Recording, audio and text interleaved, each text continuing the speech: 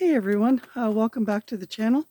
If you're new here, my name is Krista, and I'm just going to take you on a quick walkabout and show you some lupin pots and how to collect the seeds from that, and some echinacea plants, and how I am going to be harvesting, and what I'm going to be doing with the cone flowers and the leaves and the stems and that sort of thing.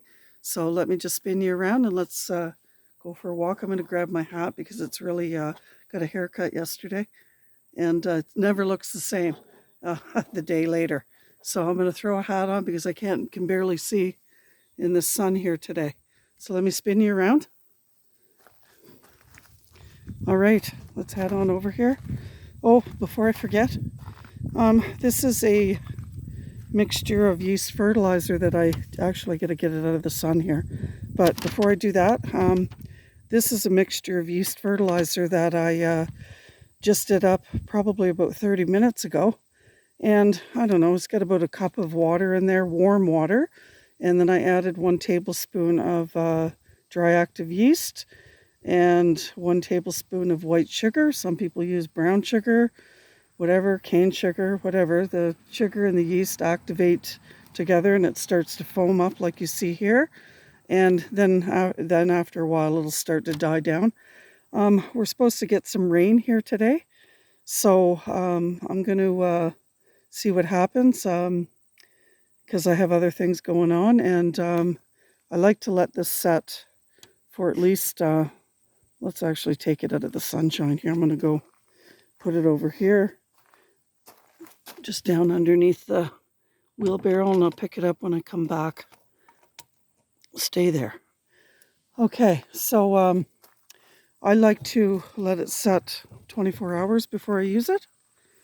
There's the remnants of my burn pile. Not everything burnt up, but that's okay. I got lots of more branches over there that I can round up and throw in there and just keep burning. So I'm going to come over here to this lupin. Now I've harvested most of the seeds. I do have one flower, a couple flowers left here. And what's going to happen, let's just take this one off so you guys can see it.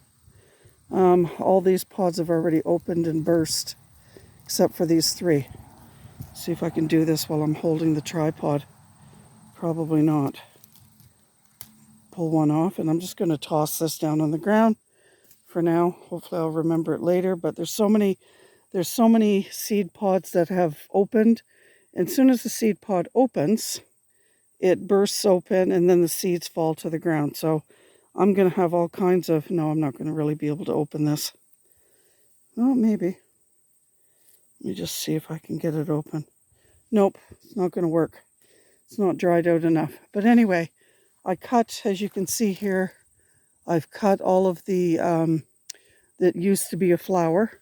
So this here, I've cut them off once they dry, and they form these little pods. And I took them in the house, and once the pods open, the seed bursts out and falls to the ground and becomes a lupin next year, kind of thing.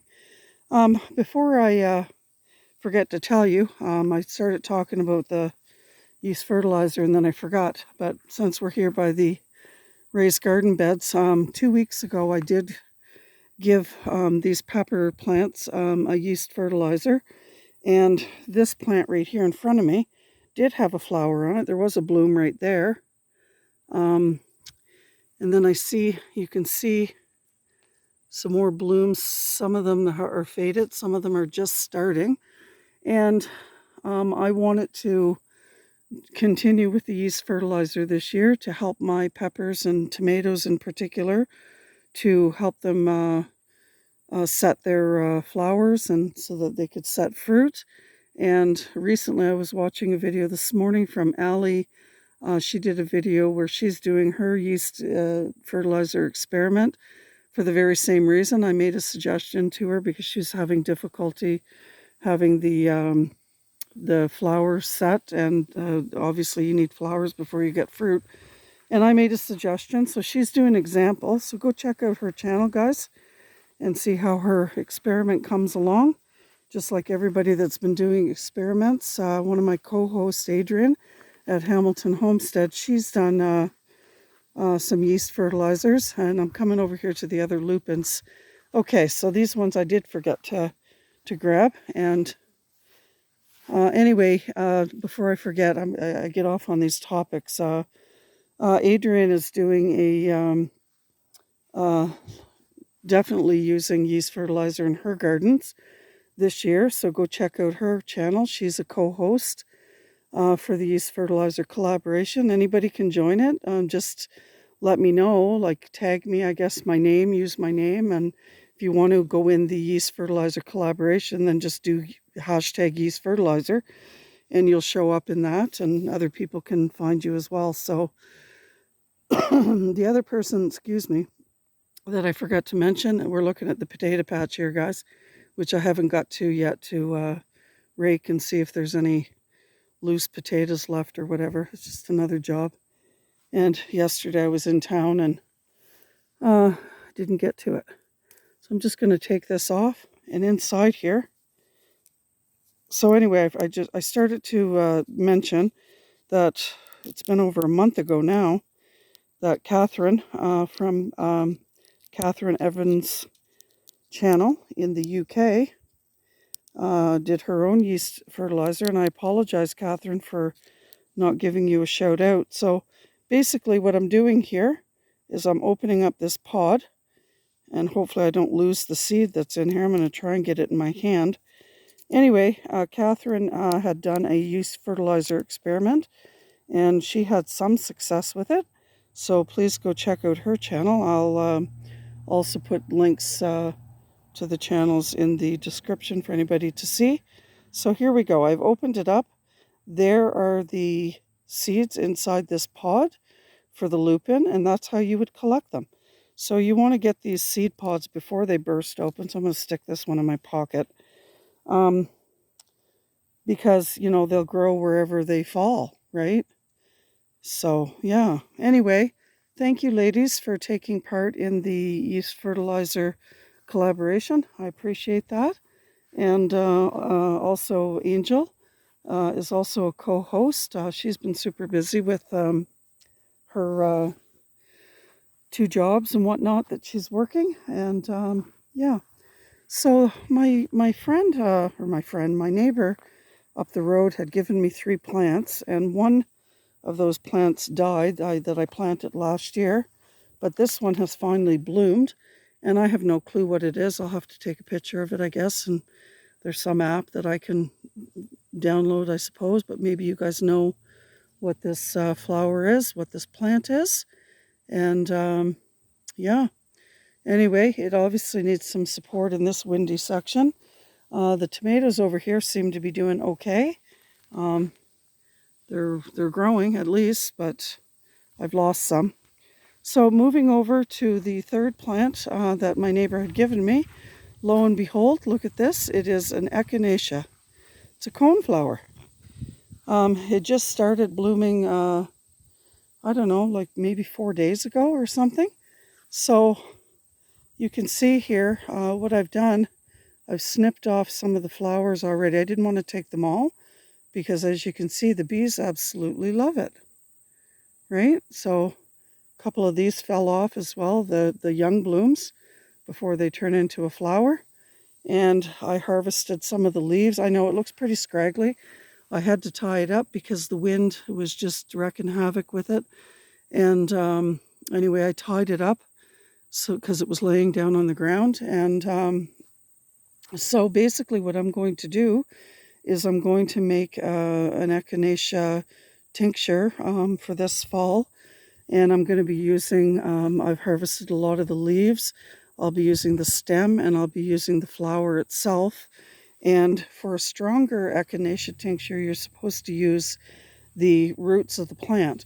But from all the research that I've done, it's better to harvest the roots when the plant is in its 3rd year. Now, when my neighbor gave me this, she took it off of her Echinacea plant, and gave it to me, and I planted it last year. So this will be the second year for this plant.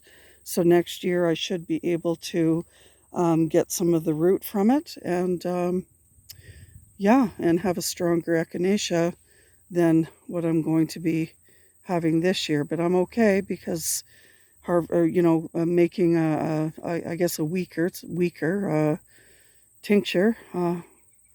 Look at all the activity here on all these daisies. These daisies are going nuts. Like, I never in my wildest imagination, imagination, I guess I'm using the right word, thought these daisies were going to get like this massive. Like, look at this bundle of daisies over here. And the reason I planted them was because I wanted to help shade the hostas that are on the other side of them.